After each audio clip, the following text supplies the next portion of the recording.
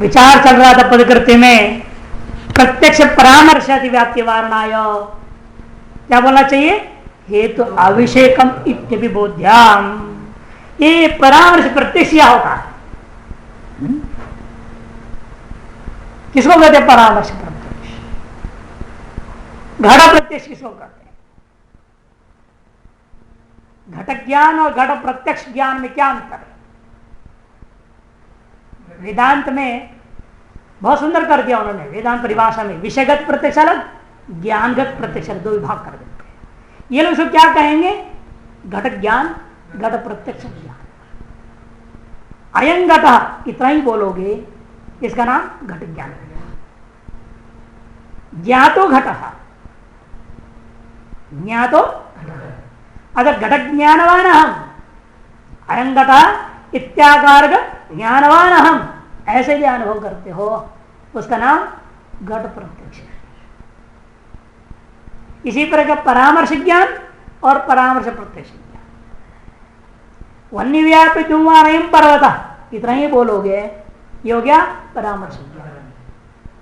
इसका प्रत्यक्ष क्या हो जाता है? वन्य व्यापी धूमान पर ज्ञानवान हम, यदि ज्ञातो मया, मेरे द्वारा जान लिया गया है कि ऐसा होता है परामर्श। इतने दूरी तक जाओगे तो प्रत्यक्ष कहा जाएगा उसको। अब इस परामर्श को भी प्रत्यक्ष कर दिया। इंद्रियार्थ सन्निकर्ष आदि सहायता से परामर्श उत्पन्न हुआ, उस उत्पन्न परामर्श फिर आपने दोबारा ज्ञानगत प्रत्यक्ष कर लिया। अब इस प्रत्यक्ष में अतिव्याप्ति हो जाएगी। परामर्श प्रत्यक्ष में अतिव्याप्ति हो जाएगा, उससे सारा लक्षण आपका घट रहा है, क्योंकि परामर्श जन्य है। यदि आपको परामर्श का ज्ञान ही ना हो तो परामर्श का प्रत्यक्ष हो जाएगा क्या? जिसको घट का ही ज्ञान नहीं, वो कैसे कहे मैं घट ज्ञान वाला हूं? जिसने घट को देखा ही नहीं, कैसे कहे ज्ञातो घटमया, मेरे घट जान लिया गया, ऐसे कैसे कह सकता है? जिसने घट को देखा होगा वही तो कहेगा मैं घट ज्ञान वाला हूं। अर्थात घट ज्ञान वाला हूं, यह प्रत्यक्ष होने के पीछे कारण कौन है? घट ज्ञान। घट ज्ञान जन्य है, घट ज्ञान प्रत्यक्ष। इसी प्रकार से परामर्श ज्ञान जन्य है, परामर्श ज्ञान प्रत्यक्ष। आपका लक्षण क्या था? परामर्शजन्य ज्ञान अनुमिति। परामर्शजन्य ज्ञान कौन हो गया? परामर्श प्रत्यक्ष ज्ञान, उसमें अतिव्याप्ति हो गया। निवारण करने के लिए क्या कहना पड़ेगा? इसलिए हेतु अविषेकम। अनुमिति में क्या होता है? हमेशा अनुमिति का आकार क्या है? दृष्टांत में पर्वतो वन्यमान, बस इतना ही है। हेतु है क्या? वह धूम, धूम शब्द होता नहीं इसमें। इसलिए हमेशा अनुमिति का आकार क्या है? साध्यवान पक्ष है, साध्य विशिष्ट पक्ष ही आपका अनुमिति का आकार है, उसमें हेतु विषय नहीं होता। इस लक्षण में क्या देंगे? हेतु अविषयकम कह दूंगा तो परामर्श प्रत्यक्ष कैसा? लेकिन वह हेतु विषय बनता है परामर्श प्रत्यक्ष में। क्यों? परामर्श खुद हेतु विषय है। वन्य व्याप्य धूमवान कह दिया ना, हेतु है ना उसमें परामर्श ज्ञान में। जब परामर्श ज्ञान में ही हेतु बैठा हुआ है, उसमें प्रत्यक्ष में क्या होगा? हेतु रहेगा। कि संपूर्ण परामर्श ज्ञान परामर्श प्रत्यक्ष के प्रति विषय है। जैसे घट ज्ञान का विषय कौन है? घट। घट प्रत्यक्ष विषय कौन है? घट ज्ञान संपूर्ण, तो घट भी विषय हुआ है। इसे परामर्श का जब प्रत्यक्ष होगा तो हेतु भी परामर्श प्रत्यक्ष विषय बनेगा। इन अनुमिति हेतु अविषय, इसे हेतु अविषयकम कह देंगे तो परामर्श प्रत्यक्ष में अतिव्याप्ति निवृत्त हो जाएगा। क्योंकि परामर्श प्रत्यक्ष सदा ही हेतु विषय ही होता है, अविषय नहीं हो सकता। इस प्रकार से अनुमिति का परामर्श ज्ञान में इस पर विचार हो गया। तब परामर्श किम स्वरूपम, परामर्श ज्ञान का क्या लक्षण है? कहते व्याप्त विशिष्ट पक्ष धर्मता ज्ञानम परामर्श, यथा वन्य व्याप्त धूमान अयम पर्वति ज्ञानम परामर्श, तज्जन्य ज्ञानम पर्वतो वन्यमान इति ज्ञानम अनुमिति ही। व्याप्त विशिष्ट पक्ष धर्मता ज्ञान का नाम परामर्श। जैसे वन्य व्याप्त धूमान अयम पर्वत, वन्यनिष्ठ व्यापकता से निरूपित, वन्य विशिष्ट वन्यनिष्ठ व्यापकता से निरूपित, व्याप्याभिन्न व्याप्यता भिन्न धूमवान अयम पर्वत, इसमें व्याप्ति विशिष्ट पक्ष धर्म था। व्याप्ति बताना पड़ेगा आपको। वन्य व्याप्ति क्या दिया इसने, तो वन्य का व्याप्ति धूम कैसे हो गया?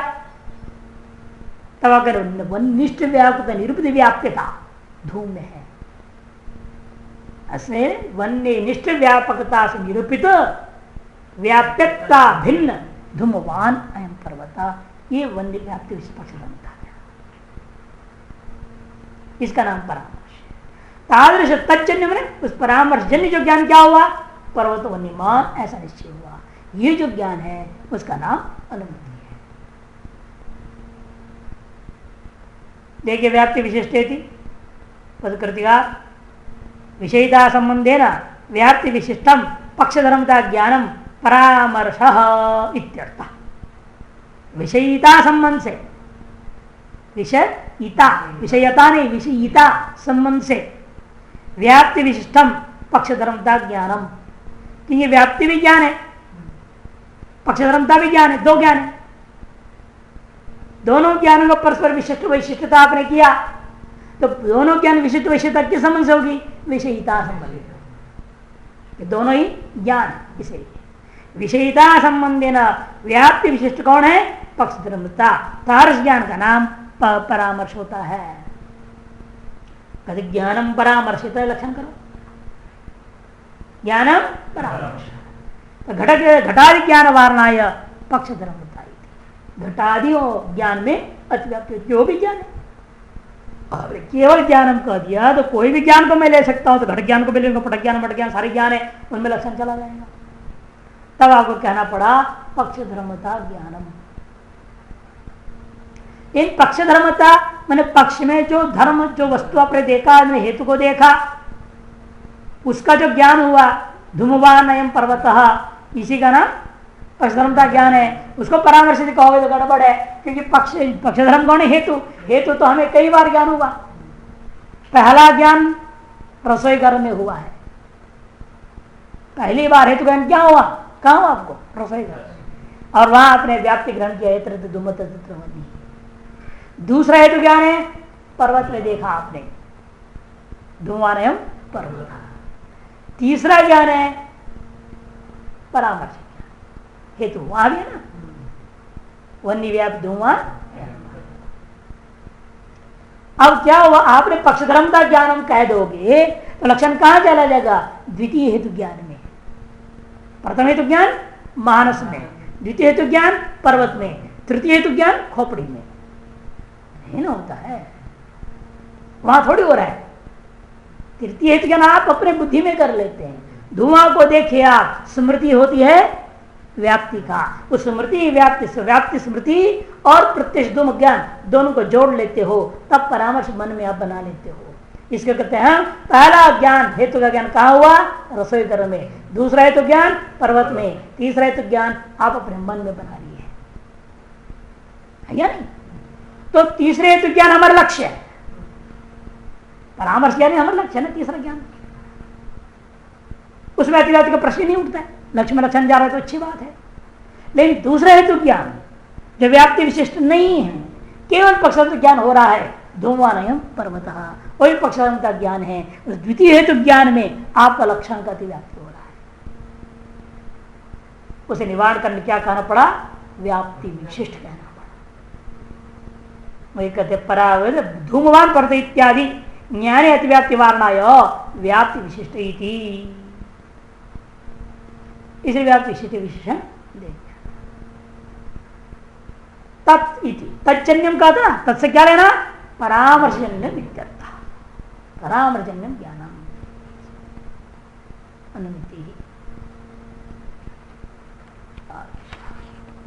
कहते व्याप्ति विशिष्ट आपने कह दिया, पक्ष धर्मता आपने कह दिया, नए नए नाम ले आते हो, इनका अर्थ तो हमें मालूम ही नहीं। बताओ व्याप्ति का लक्षण क्या है। व्याप्ति का यत्र तद्धूम तद्राग्निरिति साचर नियमो व्याप्ति ही कर दिया। पहला अभिनय कर दिखा रहे हैं, पहला भाग अभिनय है, दृष्टांत अभिनय, और दूसरा भाग सामान्य लक्षण, वास्तविक लक्षण नहीं है, सामान्य लक्षण। यत्र तद्धूम तत्र अग्नि इति, यह अभिनय हुआ। व्याप्य सत्ता पूर्व का व्यापक सत्ता का नियामक ऐसा जो सहचरी नियम, सह चरती सहचर तस्य भाव साहचर्यम तन निरूपित नियम विशेषो साहचर्य नियम। दो वस्तु जब एक साथ जगह जगह पर देखे जाते हैं उनको हम कहते हैं ये सहचारी हैं, साथ साथ चलने वाले। इन साथ साथ चलने वाले ऐसे दुनिया में कई चीजें हैं जो साथ साथ चलते हैं, एक दूसरे को छोड़ के रहते नहीं। चकवा चकवी पक्षी है, हमेशा साथ चलते हैं। वो सब साहचर्य है, उन साहचर्यों में लक्षण चला जाएगा। अगर नियम यहाँ वस्तु से लेन देन नहीं, सहचरित वस्तु से लेन देन नहीं, सहचरित वस्तुओं के बीच में जो संबंध को लेकर नियम है वह नियम से लेन देन। उसे नियम का नाम व्याप्ति है, केवल साहचर्य का नाम व्याप्ति नहीं। और नियम क्या है? उन दोनों का बीच में एक कार्य कारण भाव रूपा या अन्य कुछ विलक्षण अकाट्य संबंध होनी चाहिए। उन दोनों का जो संबंध आप मानोगे वह सर्वत्र इस दुनिया में स्वीकार्य होनी चाहिए, अनुभव सिद्ध होना चाहिए। कई चीजें ऐसा है चक्षुरादि विशेषण की व्याप्ति नहीं बना सकते। आत्मा अगर व्याप्ति बनाओ तो कैसे बनाओगे? आत्मा को देखा किसी ने? देखा नहीं, व्याप्ति कैसे बना दोगे?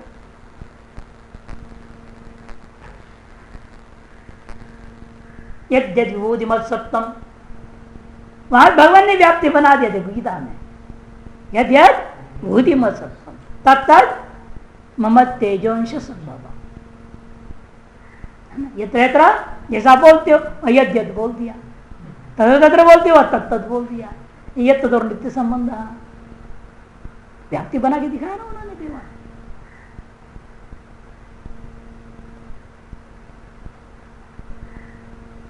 ये साहचर्य नियम है, नियम कर्म व्याप्ति। पदकृतिकार देखिए क्या कहते संक्षेप में, यत्र तर्त्राग्निरिति व्याप्तिर अभिनय, ये व्याप्ति का अभिनय कर दिखाया हुआ है। तत्र साहचर्य नियम इति लक्षणम, साहचर्य नियम इतना ही लक्षण समझो। सहचरती सहज तस्य भाव साहचर्यम सामनाधिकरण्यम इति यावत्। साथ चलने वाले दो, उनका भाव, उनका जो धर्म विशेष है, संबंध विशेष है, उस नियम विशेष का नाम साहचर्य। क्या है वो? स्पष्ट करने सामानाधिकरण्य। सामानाधिकरण का मतलब क्या? एकाधिकरण निरूपित वृत्तित्व, एकाधिकरण निरूपित वृत्तित्व होना चाहिए दोनों में। तस्य नियमो व्याप्ति, तादृश नियम का नाम, उस संबंध विशेष का जो नियम है उसी का नाम व्याप्ति है। और नियम का मतलब क्या होना है? कभी उसका व्यभिचार नहीं होनी चाहिए। सच अव्यभिचरितत्व, और क्या है वो? वह व्यभिचरित्व होना चाहिए और व्यभिचारी ना होना। वो नियम ही नहीं है जो व्यभिचार हो जाए। नियम कहेगा,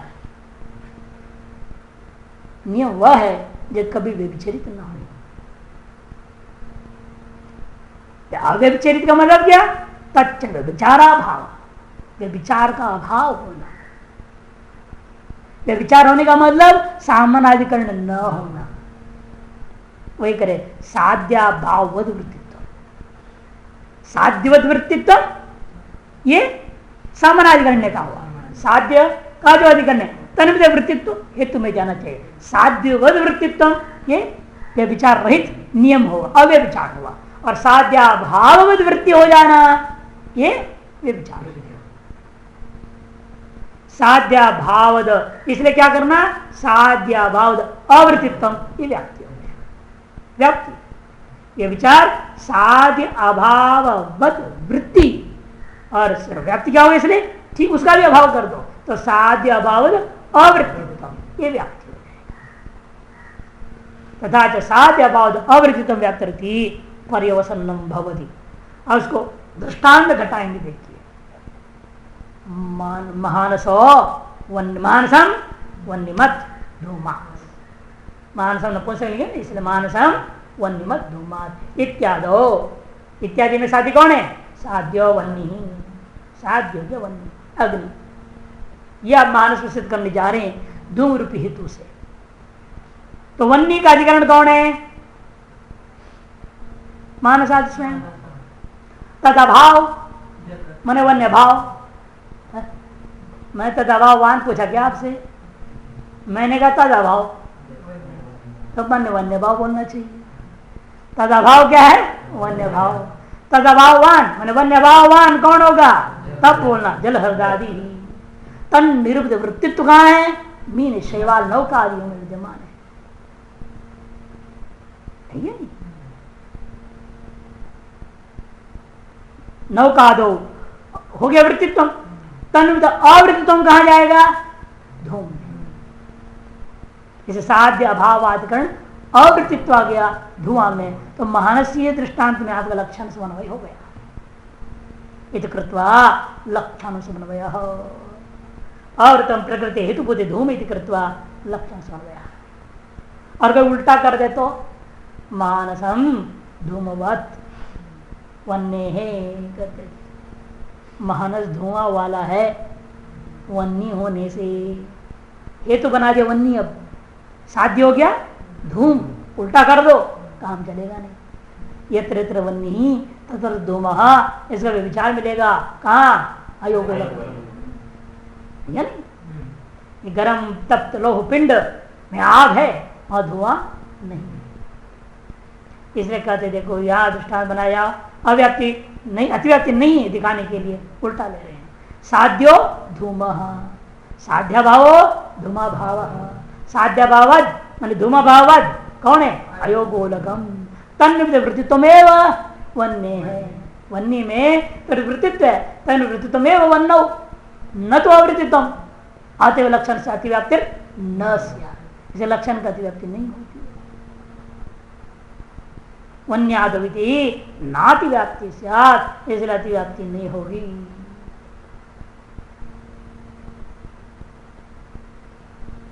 अच्छा, पक्षधर्मता है किम लक्षण? पक्षधर्मता का क्या लक्षण है? पक्षधर्मताया किम लक्षण? पक्षधर्मता का क्या लक्षण है? व्याप्य से पर्वतादिवृत्तित्व पक्षधर्मता। व्याप्य से पर्वतादि मैंने पक्षवृत्तित्व, व्याप्य का पक्ष में वृत्ति होना, उसी का नाम पक्षधर्मता। व्याप्य कौन है? धूम, वर्तमान दृष्टांत है, उसका पक्ष रूपी पर्वतादि है पक्ष, उसे वृत्तित्व का निश्चय हो जाने का नाम ही पक्षधर्मता। अर्थात धूमवान अयम पर्वता इत्याकार जो ज्ञान है ये पक्षधर्मता ज्ञान, पक्षधर्मता प्रकृत्या ननो ज्ञाता यम व्याप्ति। ठीक है महाराज, आपने जो व्याप्ति बताया लक्षण वो तो हमारे समझ में आ गई, व्याप्ति तो हम समझ गए, क्योंकि आपका जो परामर्श का लक्षण में व्याप्ति शब्द था उसका अर्थ तो मुझे समझ में आ गया। किंतु पक्षधर्मता ज्ञानम इत्यत्र का नाम पक्षधर्मता, उसमें एक दूसरा हिस्सा है पक्षधर्मता, वो क्या चिड़िया है? यदि अपेक्षमाणम प्रति, ऐसा जानने की इच्छा रखने वाले के प्रति तत्स्वरूपम निरूपयति, उसका स्वरूप निरूपण करके समझाया जा रहा है। व्याप्य सत्पर्वता विवृत्ति। महाराज फिर एक और शब्द घुसा दिया जिसका अर्थ हमें मालूम ही नहीं। व्याप्य क्या होता है? व्याप्य किसे कहते हैं? व्याप्यो नाम व्याप्ति आश्रय, व्याप्ति का आश्रय का नाम ही व्याप्ति। और कौन होगा वो? व्याप्ति कहाँ रहती है? व्याप्ति का आश्रय कौन है? धूमादि रहेगा, धूमादि ही व्याप्ति का आश्रय हेतु होता है, उसी में व्याप्ति आश्रित है। तस्य पर्वतादि वृत्तित्वम पक्षधर्मता, ऐसे धूमादियों का पर्वतादि वृत्ति होने का नाम ही पक्षधर्मता है। इस प्रकार से पक्षधर्मता का लक्षण हो गया। अनुमान भेद आदि विचार